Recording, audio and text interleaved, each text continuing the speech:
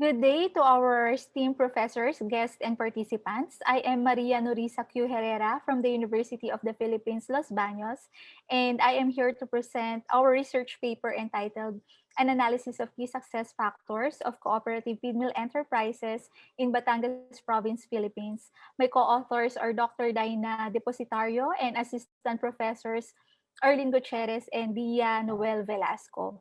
So the Philippines ranks 21st in terms of animal feed production worldwide. It is topped by China, USA, and then Brazil. So the top animal feed companies in the Philippines are the following, with BMEG under San Miguel Corporation as number one.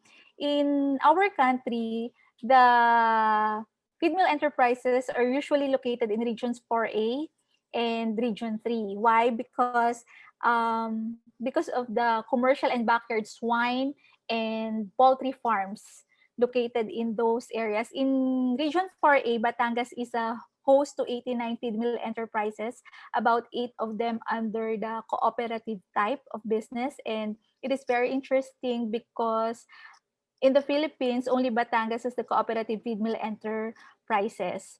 That's why around three cooperatives were involved in this study. For the small, medium, and large scale. For the small scale, we have the Batangas Best Feed Multipurpose Cooperative. For the medium, we have the ICOM or the Agro-Industrial Cooperative of Mataas na Kahoy, also in Batangas. And then the third is the SIDSI or the Soro-Soro Ibaba Development Cooperative. So here is our framework.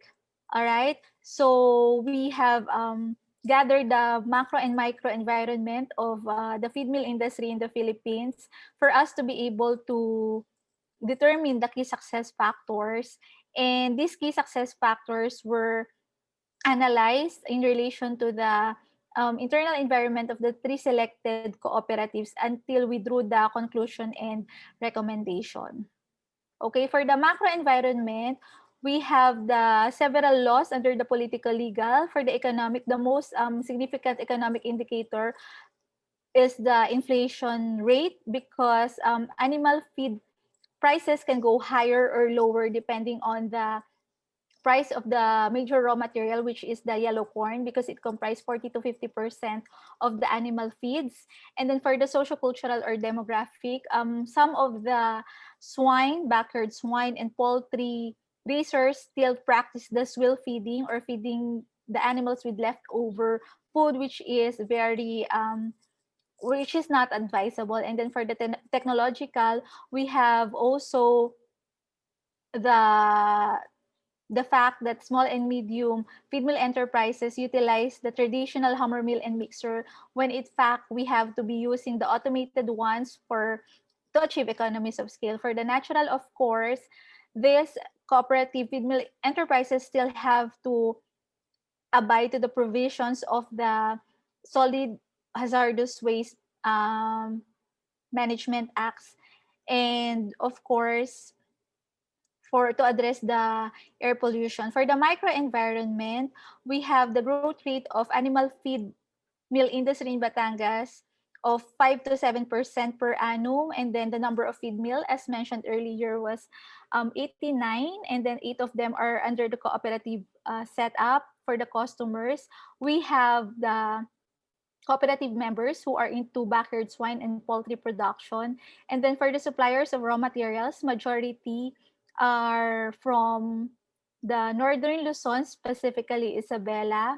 And this cooperative feed mill enterprises deal with consolidators. All right. For the key success factors, identify these are degree or level of vertical integration. It can be partial or fully integrated.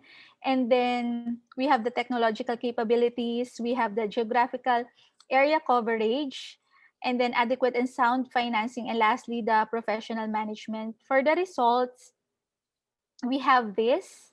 Okay. So SIDSI or the Soro-Soro Ibaba Development Cooperative scored the highest of 14. They have the highest, we assigned a value. 1 is the least and 3 is the highest in relation to the key success factors for each of the cooperatives. So for the degree or level of vertical integration, SIDSI is somewhat fully integrated because they have contract growing arrangement with the yellow corn farmers, being their farmer cooperators as well.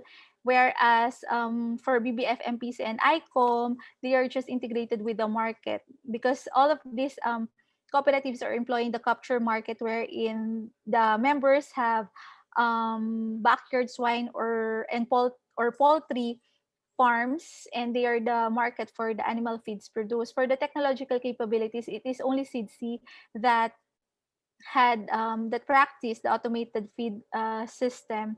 And then whereas traditional feed mill system is still being used by BBFMC, MPC, and ICOM. And then for the geographical area coverage, actually, SIDC has market outside Batangas. They are catering to their members in regions 4A, 5, 6, 4B.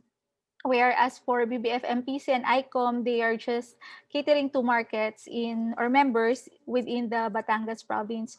For the adequate and sound financing, both SIDC and BBF, MPC scored average or had the average score, while ICOM had the least because of the more than 50% AR or accounts receivables, which had not been collected for several years already. As for the professional management, SIDC and BBF, MPC had an average score of 2, while the least for ICOM. And then for the recommendations, it is recommended that SIDC continues its initiative, right, of aggressive contract growing arrangements with the yellow corn farmers, and thereby increasing their number of members being farmer cooperators. It is also suggested that SIDC develops its market, and of course to continuously innovate. Now, for BBF, MPC, it is recommended to have a market to employ market penetration by putting up their own poultry farm. Okay, and then lastly for ICOM, we suggest to either divest or to engage into joint venture because of the uncollected payments, and also the number of backyard swine and poultry farms are dwindling in Mataas na Kahoy. So there's also a decrease in terms of membership. So that would be all for this day. Thank you again for listening. This has been Maria Noriza Q. Herrera. And if you have questions, you can refer to my email address here. So again, thank you very much and more power to your endeavors.